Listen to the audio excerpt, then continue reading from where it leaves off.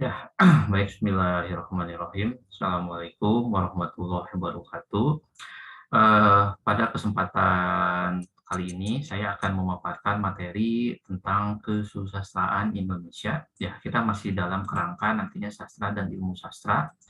Namun kita akan kerangkai pada pertemuan kali ini akan lebih khusus nantinya berbicara antara kaitan antara nantinya kelisanan, keberlisanan, keberaksaraan, ya tentunya pengarang, karya sastra, pembaca, pengayom, terjemahan, dan juga bagaimana nantinya ragam dari bagian sastra bandingan itu yang kita sebut sebagai nantinya proses alih wahana. Ya, mari kita simak materinya.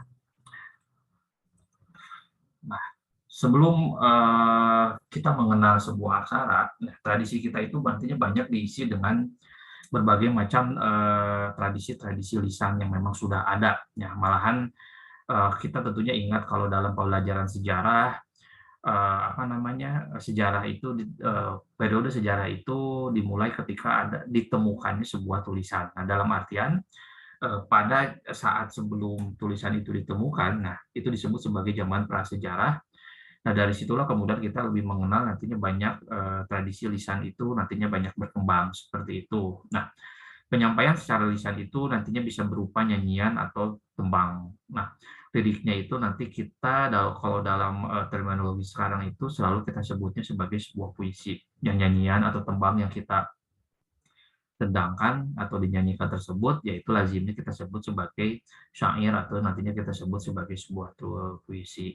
Tradisi lisan itu mengenal nanti jenis puisi yang disebut sebagai sebuah mantra, ya, yang diciptakan untuk berbagai macam maksud, antara lain mengusir roh jahat, menangkap, misalkan salah satunya menangkap buaya, menolak hujan, menyembuhkan orang sakit, dan lain sebagainya. Nah, tentunya kita masih ingat karena ini begitu dekat dengan kita, ya. Saya pun misalkan pernah diajarkan beberapa yang kita sebut sebagai misalkan ada asihan atau jang-jangukan, misalkan asihan untuk membuat memandikan anak, misalkan cunyucur cahaya ning Rasul, gumilang cahaya ning Muhammad, helang caina ti kudrat cur. Nah, itu kan dinyanyikan gitu kan ya, kemudian kita dendangkan.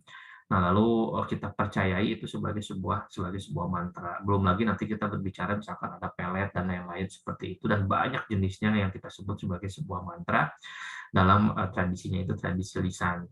Ataupun kalau Anda masih ingat, ada begitu banyak permainan anak tradisional atau bahasa Sundanya kita sebut sebagai kaulinan budak, yang ada permainan tersebut nantinya diiringi dengan sebuah nyanyian. Contohnya misalkan nantinya ada cangkacang panjang gitu kan ya, lalu ada permainan oray-orayan, ada permainan pampring, ya ada permainan ciciripit dan yang lain-lain. Selain sebagai sebuah permainan, itu pun nantinya diiringi dengan sebuah nyanyian yang kita sebut ya itu kita sebut sebagai bagian lirik-liriknya itu atau yang tembang yang dinyanyikan itu sebagai sebuah layaknya kita menyebutnya itu sebagai sebuah puisi dan lain-lain seperti itu. Ada juga dalam bentuk cerita kita mengenal juga nantinya apa yang disebut sebagai nantinya ada mitologi, dongeng dan juga nantinya yang kita sebut sebagai sebuah gosip. Nah, jenis dongeng yang dalam konsep asing disebut sebagai sebuah mitos, legenda, fabel, folklore, dan sebagainya, hampir di sebagian seluruh dunia itu dimiliki, gitu kan ya, yang telah mengembangkan bahasa verbal, pasti di seluruh dunia yang telah mengembangkan tentang budaya verbal atau budaya lisan pasti memiliki konsep-konsep cerita seperti ini. Di dalam terminologi kita itu sebetulnya kita memiliki istilah yang khusus yaitu disebut dengan dongeng. Ya, adapun nantinya istilah-istilah seperti mitos, legenda, fabel, dan folklore dan lain seperti itu diadopsi dari tradisi di barat. Ya, makanya kan kita bisa menyebutnya kalau dongeng binatang kita sebut sebagai fabel, dongeng nantinya tentang kejadian sebuah tempat kita sebutnya sebagai sebuah legenda, ya dongeng tentang cerita rakyat kita sebutnya folklore atau folktale dan lain-lain seperti itu yang disampaikan itu secara verbal ya diceritakan. Nah, dongeng juga itu bisa disampaikan di hadapan khalayak, bisa juga disampaikan oleh nenek kepada cucunya sebagai sebuah pengantar tidur atau orang-orang tua lah secara lebih khususnya. Karena kalau bagi angkatan saya mah itu merupakan bagian yang pernah saya alami secara empiris. Kenapa? Karena tradisi mendongeng itu menjadi bagian yang dulu selalu diberikan, disisipkan ketika kita hendak tidur kemudian diberikan dongeng, ada nilai-nilai baik, ada nilai-nilai yang jahat, yang tujuannya itu bukan hanya sebagai nantinya pengantar tidur, tapi nantinya untuk menyampaikan nilai-nilai tersebut. Atau kalau kita ingat dulu ketika kejadian tsunami salah satu di Aceh, salah satu volunteer itu nantinya ada yang berusaha nantinya untuk membangkitkan trauma-trauma psikologi terhadap anak-anak. Salah satu media yang digunakan adalah dengan dongeng. Dulu ada ahlinya, karena seorang pendongeng itu ada ahlinya. Jadi tidak semua bisa ngedongeng, yaitu nanti ada ahli sendiri seperti itu. Walaupun kalau di Indonesia tampaknya profesi ahli dongeng tersebut bukan merupakan profesi yang apa namanya tuh yang luhung atau bukan profesi yang bagus gitu ya di mata masyarakat seperti itu. Nah, saya kira kalau kita mau kaitkan dengan konteks kekinian, cerita-cerita seputaran kita itu gitu kan ya, cerita-cerita yang kita bangun ya berdasarkan imajinasi, berdasarkan pengalaman dan lain seperti itu, pada zaman kita itu selalu kita sebutnya sebagai sebuah gosip. Sadar maupun tidak sadar, itulah yang dikatakan oleh Prof. Safadi bahwa setiap harinya itu kita bersastra, gitu ya. Nah, sadar maupun tidak sadar, seperti kalau kita sedang menggunjingkan orang dalam kerangka gosip, menggibah, misalkan seperti itu, kan kita menyusun cerita, ada tokoh yang dibicarakan ya, lalu ada latar dan lain-lain seperti itu layaknya sebagai sebuah bangunan sebuah cerita.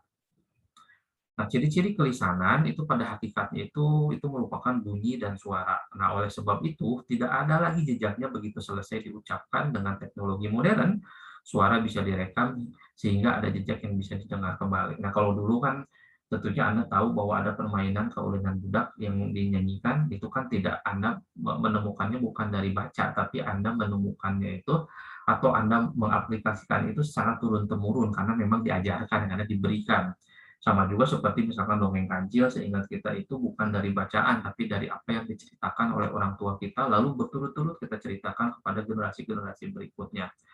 Nah, kalau untuk konteks sekarang kan hal-hal tersebut biar nantinya tidak bias, biar tradisi lisan itu bisa lestari dalam tanda petik gitu ya, itu nantinya bisa kita rekam ya karena kecanggihan teknologi yang semakin kesininya itu makin canggih.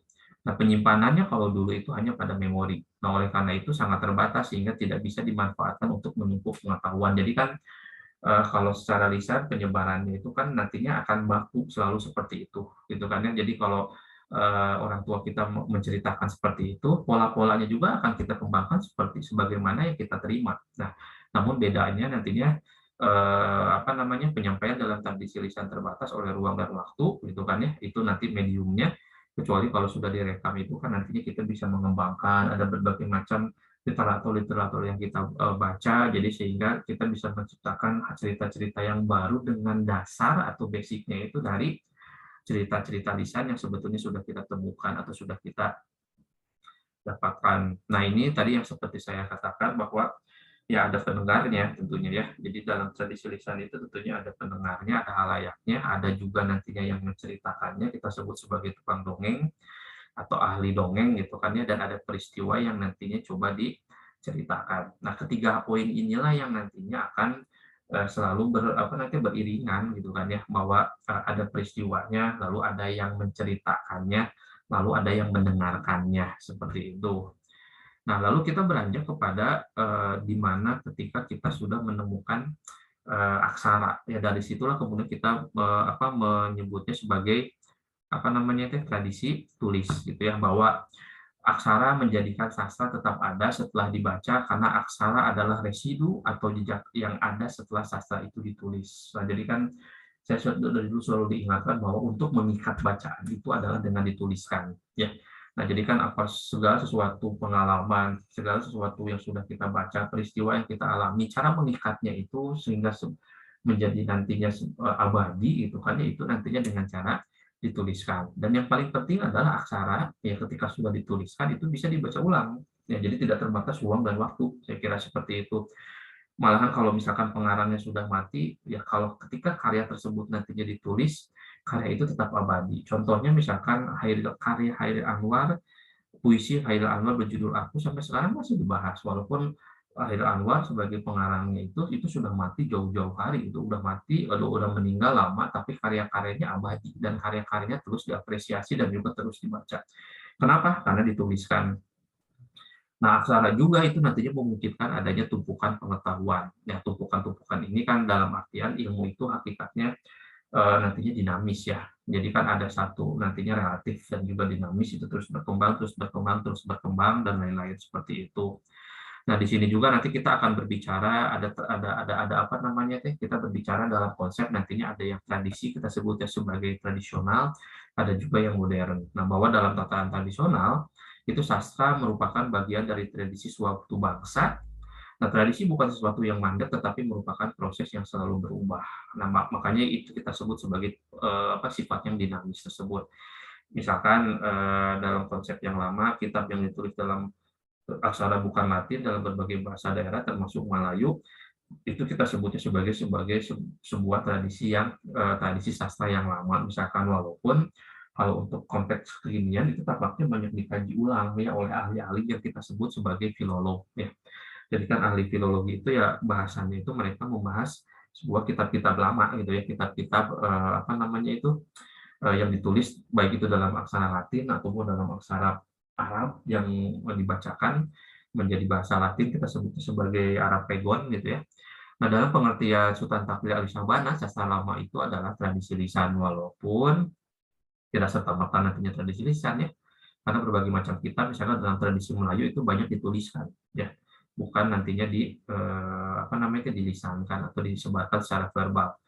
Nah, dalam konteks yang baru kekinian gitu kan ya, istilah yang digunakan oleh Ali Syahbana untuk sastra yang ditulis sejak abad 20. Jadi kalau kata Sultan Tangki Ali Syahbana, kalau yang tradisional itu yang kita sebutnya tradisi lama, kalau yang baru itu yang ditulis beliau mengkategorikannya itu dimulai dari sejak abad 20 sekitar 1900-an seperti itu ya. Penandanya apa? Ya penandanya itu ketika mesin cetak sudah ditemukan oleh Johann Gutenberg atau misalkan ketika kertas sudah ditemukan oleh Tai Shilun di Cina. Modern itu sama dengan baru, kontemporer yaitu sastra yang ditulis pada masa yang sama dengan kita atau kekinian. Ya kan kalau kita berbicara kekinian mah ya medianya itu bukan serta-merta nanti menjadi buku saja, tapi nantinya bisa juga kita sebarkan dalam bentuk web, makanya kita mengenal ada webtoon gitu ya, atau beberapa media-media yang membuat kita bisa menerbitkan karya kita secara mandiri, gitu kan ya. Nah, lalu berikutnya adalah pengarang dan pembaca. Nah, ini kita akan berbicara kaitannya. Tentunya kan setiap pengarang ketika menciptakan karya sastra tentunya semata-mata diciptakan untuk dibaca. Dalam artian seperti ini ada pembacanya secara khusus. Aksara itu mampu menembus ruang dan waktu. Nah, jadi kan tidak terbatas kalau kita misalkan baca aja kan ada kalanya bisa selesai dalam satu kali baca, ada selesai dalam beberapa kali baca dan lain-lain seperti itu. Lalu berikutnya karya masa lampau bisa dibaca oleh masa kini di tempat yang berbeda dari ketika pertama kali ditulis. Makanya kan dicetak ulang, dicetak ulang, dicetak ulang. Makanya faktanya karya-karya Balai Pustaka itu yang diterbitkan sekitar abad 19-an awal, sekitar 1919 atau 1920-an, sampai sekarang kita bisa menikmatinya ya tentunya dengan kemasan yang baru, dengan ejaan yang disempurnakan dengan konteks kekinian seperti itu ya. Dalam artian apa ya ketika dituliskan itu akan long lifetime, maksudnya akan panjang gitu kan waktunya selama memang masih ada yang membacanya. Nah, karya masa lalu pun bahkan bisa dibaca di waktu dan tempat lain, juga bisa dibaca dalam bentuk lewat terjemahan. Nah, itu kan pentingnya bahwa apa namanya ada konteks sastra bandingan itu bahwa karya sastra yang ditulis dalam bahasa asing pun nantinya bisa diterjemahkan atau bisa dinikmati gitu kan ya di berbagai macam belahan dunia. Aksara itu memisahkan pengarang dan pembaca. Nah, pengarang tidak perlu berhadapan muka dengan pembaca yang terpisah dalam ruang dan waktu. Aksara memungkinkan tafsir yang beragam. Nah, saya kira kalau ini mah konteksnya jelas. Kalau dalam tradisi lisan itu antara si pendongeng dengan yang khalayak atau yang mendengarkan itu akan selalu bertemu. Tapi kalau ditulis itu kan tidak perlu nantinya penulis itu nantinya berhadapan langsung dengan si penulisnya, dalam artian selalu nanti kita menemukan bahwa ketika karya seorang pengarang itu sudah tercipta, ya itu nantinya menjadi hak bagi pembaca untuk menafsirkannya. Jangan lupa sifat sastra itu multitafsir. Lalu kita mengenal juga nantinya dalam tradisi kekinian ada juga novel gitu kan ya, kisah yang panjangnya ya sekitar lebih kurangnya 25.000 kata ya, dengan menggunakan nantinya latar tempat, ya latar waktu, tokoh, ya sudut pandang pengarang dan lain-lain. Lalu kita juga mengenal misalkan ada tradisi cerita pendek yang sama dengan novel, namun ruangnya itu terbatas sekitar 2.500 kata, dan juga nantinya fokusnya itu nanti akan berbicara pada hal-hal yang masalahnya khusus dengan jumlah tokoh yang tidak banyak, tentunya tidak sekompleks nantinya novel. Lalu kita juga mengenal ada cerita bersambung yang lazim banyak kita temukan misalkan di tabloid, di majalah gitu kan ya, dan yang lain-lain seperti itu. Lalu ketika nantinya dikumpulkan bisa juga diterbitkan menjadi sebuah buku. Nah, kalau drama dan teater seperti sebuah seni pertunjukan, kita harus bedakan ada drama sebagai bagian dari genre sastra, kita sebutnya teks drama, sementara kalau teater itu bisa nantinya diadaptasi dari teks drama, bisa juga nantinya secara mandiri ya dari cerita yang memang dikembangkan seperti itu. Nah, drama ditulis untuk dipentaskan. Drama terdiri atas dialog dan penunjuk pemanggungan, sementara teater adalah tempat untuk mementaskan drama. Teater juga berarti pertunjukan drama. Itu konsep itu saya kira perlu Anda pahami ya gitu ya. Bahwa ada drama nantinya ada teater dan lain seperti itu. Nah, kalau dalam tradisi yang lain, misalkan cerita-cerita sejarah yang dikemas dalam bentuk cerita sebagai bagian dari misalkan prosa lama di Indonesia, kita mengenal nantinya ada babat, ada tambo. Pada dasarnya sejarah itu adalah fiksi sebab ditulis berdasarkan cara pandang tertentu dari sudut pandang orang yang menulisnya. Makanya kalau kita berbicara sejarah itu nantinya kita akan berbicara versi gitu ya. Jadi versi siapa yang menuliskannya. Nah, dalam sastra daerah kita mengenal misalkan ada babat dan juga tambo gitu kan, misalkan contohnya ada babat tanah Jawi gitu kan ya. Dan dianggap sebagai sebuah karya sastra juga meskipun masyarakat yang bersangkutan menganggapnya sebagai sebuah sejarah ya. Isinya memang cerita ya, bercerita tentang kejadian sebuah tempat atau kejadian tentang bagaimana peristiwa awal mulanya suatu daerah gitu kan di Jawa dalam obat tanah Jawi misalkan contohnya. Tapi di lain hal misalkan masyarakat tidak mengkategorikannya sebagai karya sastra karena itu nantinya muatan faktualnya lebih tinggi ketimbang nantinya sifatnya fiktif. Jangan lupa karya sastra itu sifatnya fiktif. Meskipun mungkin ada tokoh dan peristiwa dan latar yang pernah ada, jenis sastra ini ditulis berdasarkan rekaan pengarangnya yang belaka, seperti itu. Atau dalam tradisi yang lain, misalkan dalam tradisi di sastra Inggris misalkan, esai itu merupakan bagian dari karya sastra, karena esai itu nantinya bisa juga berisi catatan pribadi tentang berbagai macam hal, mulai dari kenang-kenangan sampai catatan perjalanan. Jadi kita sebutnya misalkan sebagai sebuah autobiografi, biografi, atau travelog ya, itu catatan perjalanan, atau catatan-catatan yang lainnya kita sebut sebagai misalkan memoir. Nah, itu salah satu bagian juga dari apa namanya dari karya sastra juga ya dalam terminologi karya sastra, bukan di sastra Indonesia, karena dalam sastra Indonesia esai itu bukan merupakan bagian dari karya fiksi gitu ya. Ini misalkan ada contoh-contohnya ya, ada contoh-contoh misalkan Umar Khayyam menulis Mangan Orang Mangan, Kumpul, lalu Danato menulis Orang Jawa Nakeja dan lain-lain seperti itu. Gunawan Muhammad sampai sekarang masih menulis catatan pinggir di majalah Tempo. Ya kita selalu mengkategorikannya bukan sebagai sebuah karya sastra, lebih kepada nantinya sebuah esai gitu ya. Seperti misalkan catatan pinggir kan akan ada nantinya bias antara itu sebagai sebuah cerita kah, lalu sebagai sebuah laporan jurnalistik kah, atau sebagai sebuah tadi esai kah, seperti itu ya. Oke, nah lalu berikutnya yang tak kalah penting juga tadi seperti yang saya katakan, misalkan salah satu bagian dari esai itu adalah autobiografi. Nah kan kalau biografi dengan autobiografi bedanya apa gitu kan ya. Ya, kalau biografi itu ditulis pengalaman seseorang dari mulai fasenya biasanya lahir, tumbuh, lalu sampai terakhir peristiwa yang dia alami secara runutan kronologisnya jelas ditulis oleh orang lain. Sementara kalau autobiografi itu ya catatan perjalanan seseorang yang ditulis oleh dirinya sendiri. Tapi beda nantinya dengan memoir. Kalau biografi atau biografi biasanya ditulis secara kronologis, sementara kalau memoir itu berdasarkan peristiwa. Puisi juga banyak, itu ciri-cirinya ya seperti yang tadi sudah saya jelaskan. Nanti ada puisi naratif dalam konteks puisi modern ya, atau puisi kekinian, itu banyak lah saya kira seperti itu ya. Jadi ada puisi naratif, puisi lirik, puisi dramatik, jenis-jenisnya. Nantinya unsur-unsur pentingnya nantinya ada rima, tentunya ada diksi ya, ada irama, ada onomatope, tiruan bunyi onomatope itu, lalu ada aliterasi dan asonansi itu artinya bagian dari rima, pengulangan bunyi, ya kalau asonansi itu pengulangan bunyi vokal, sementara kalau aliterasi itu pengulangan bunyi konsonan. Nah, nanti ada puisi terikat, ada puisi bebas, dan lain-lain seperti itu. Nah, kita penting juga nanti untuk melihat bahwa ada pengayomnya, bahwa tradisi lisan itu nantinya yang memang menggunakan, yang mengayominya itu, atau yang berkembangnya itu di mana ya di masyarakat itu sendiri. Nah, sementara kalau tradisi tulis itu nantinya akan berbicara siapa yang berkuasa atau lembaga apa yang nantinya berhak untuk mensahkan atau membolehkan sebuah karya itu untuk ditulis dan juga diterbitkan. Sementara kalau tradisi cetak itu nantinya akan ada sistem kapitalis dalam artian karya tersebut nantinya bisa dicetak, bisa nantinya diproduksi secara banyak, ya, tapi kan hanya beberapa segelintir orang yang bisa nantinya membaca kalau yang punya uang. Karena kan dalam sistem kapitalis itu nantinya kapital yang akan berbicara dengan seperti itu.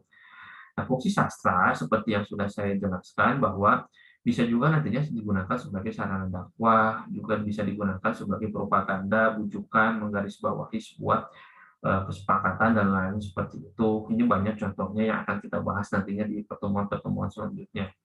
Lalu sastra juga bisa digunakan sebagai sarana untuk main-main, misalkan kita banyak menemukan misalkan dalam puisi Belling dan lain-lain. Kesannya main-main, kesannya asal, tapi syarat akan makna kalau kita bisa mendekatinya, kayak gitu ya, dan bisa memaknainya. Sebagai sebuah sarana nantinya untuk menggoyang perahu, ini mah tanda petik ya, maksudnya tadi sebagai bagian juga bentuk dari main-main atau sebagian nantinya kan apa namanya itu sebagai sebuah mantra dan lain-lain seperti itu ya. Nah, ada pantun gitu kan ya, itu sebagai sebuah bagian dari banyaklah saya kira contoh pantun Anda kan bisa lihat di acara lenong misalkan ya akan selalu nantinya banyak dimunculkan pantun-pantun yang di apa digunakan secara atau bukan apa secara insidental seperti itu ya karena memang tradisi mereka Betawi misalkan itu tradisi pantun itu merupakan bagian dari tradisi mereka. Jadi dengan mudah gitu kan mereka akan apa namanya pintar dalam mengolah kata-kata diksi menjadi sebuah pantun. Ya ada juga nanti kita berbicara sastra terjemahan gitu kan ya bahwa penting juga nantinya kita apa namanya kan membahas tentang dalam konsep sastra bandingan ada sastra terjemahan karena hampir di seluruh dunia seperti misalkan saya contohkan dari epos Mahabharata dan Ramayana aja itu banyak ditafsirkan, banyak diterjemahkan dan ke berbagai bahasa-bahasa dunia. Ya, misalkan di Thailand ada juga epos Mahabharata dan juga Ramayana bagaimana nantinya dialihwanakan dalam bentuk tari, dalam bentuk-bentuk yang lainnya seperti itu. Di Indonesia juga sama, di India pusatnya juga sama, saya kira seperti itu. Dan hampir di bagian seluruh dunia itu nantinya karya-karya Mahabharata dan Ramayana itu menyebar secara utuh. Nah, juga nantinya kita juga mengenal nanti ada begitu banyak karya terjemahan. Makanya kalau saya tanya, Anda sudah baca Harry Potter? Misalkan Anda jawabnya sudah, itu kan karyanya ditulis dalam bahasa apa? Kebanyakan yang ditulis dalam bahasa Indonesia. Jadi ketika karya sastra tersebut sudah diterjemahkan. Nah, ini pun yang kita bicarakan dalam konteks kekinian gitu kan ya.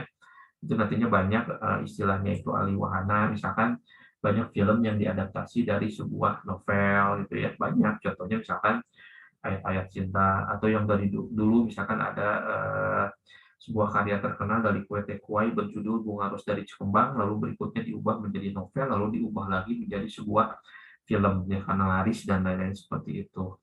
Banyak saya kira istilah-istilahnya. Nah, kalau istilah secara khususnya kalau dari nantinya apa karya sastra menjadi sebuah film disebutnya dengan istilah ekranisasi. Oke.